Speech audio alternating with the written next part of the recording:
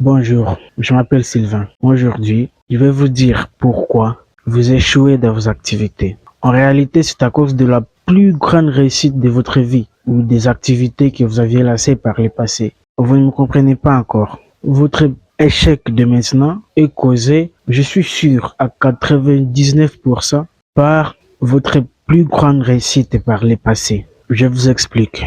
Avez-vous déjà entendu parler des gamins qui a résolu sa première équation mathématique et qui s'est rendu compte dans son cerveau qu'il était le génie du monde? Il a pensé qu'il était désormais le génie des mathématiques. Mais en évoluant avec ses études, il a compris qu'en effet, l'exercice qu'il avait résolu il y a quelques années était la notion basique des mathématiques. Je me répète.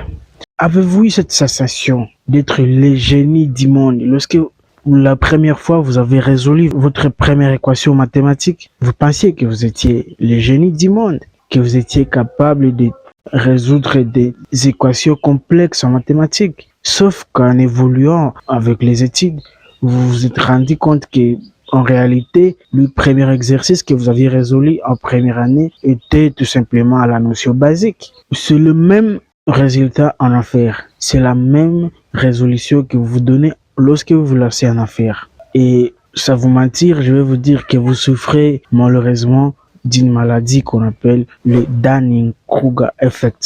C'est une maladie psychologique. Le Dunning-Kruger effect, c'est quoi? C'est cette sensation que vous avez lorsque vous résolvez un problème complexe. Ça vous donne la sensation d'être le génie, d'être désormais le nouveau roi du monde. Et c'est malheureusement la maladie que souffrent la plupart d'entrepreneurs.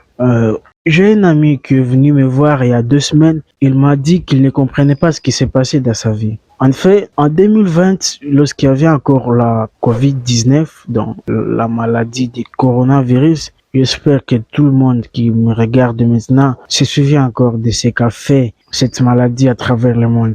Alors, mon ami s'est lassé en 2020, lorsqu'il y avait encore cette maladie, dans la vente des masques. Vous savez, on nous empêchait tous de porter des masques. Il y avait tellement beaucoup de restrictions à suivre pendant cette maladie. Lui, il avait lancé une entreprise dans la production en grande quantité de masques. Alors, grande fut sa surprise de voir que son entreprise avait tellement décollé, son entreprise avait tellement réussi, au point où il expédiait d'autres masques dans des pays étrangers. Il avait tellement vendu des millions de masques qu'il s'était fait une petite fortune, quoi.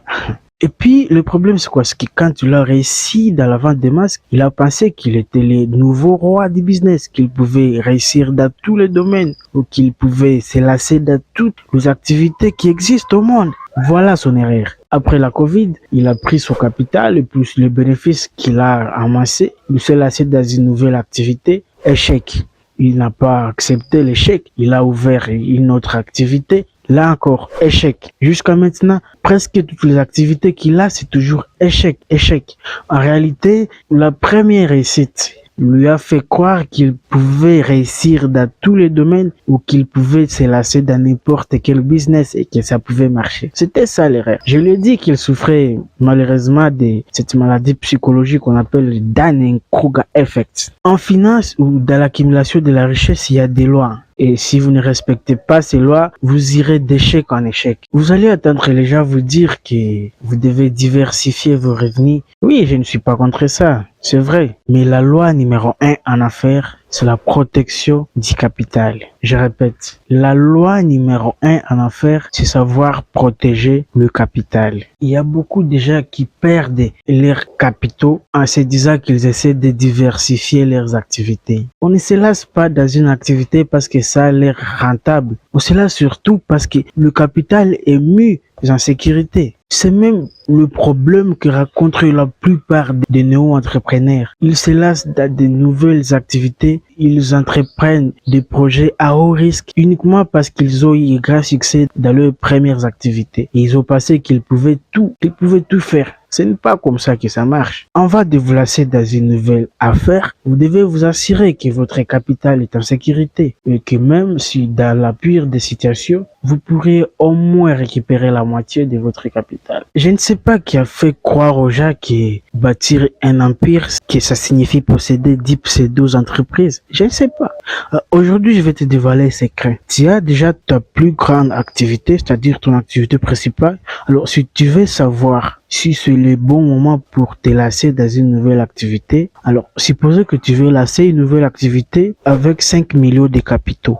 Pour savoir si c'est le bon moment, tu dois te demander, est-ce que mon entreprise principale, mes activités principales, génèrent le triple du capital que je vais lancer dans ma deuxième activité? Ça veut dire que si tu veux lancer une nouvelle activité avec 5 millions de capitaux, tu dois te rassurer que ton activité principale génère au moins 15 millions de bénéfices. C'est-à-dire un tiers des bénéfices générés par l'activité principale ou l'entreprise principale, c'est ça qui va te permettre de créer une nouvelle activité. Alors, on ne se lasse pas dans les désordres. Merci, j'espère que tu as capté le message. Je te rappelle encore que je m'appelle Sylvain. Si c'est ta première fois de me découvrir, je te demande tout simplement de t'abonner, de me laisser un petit like et si tu veux, de partager. Merci.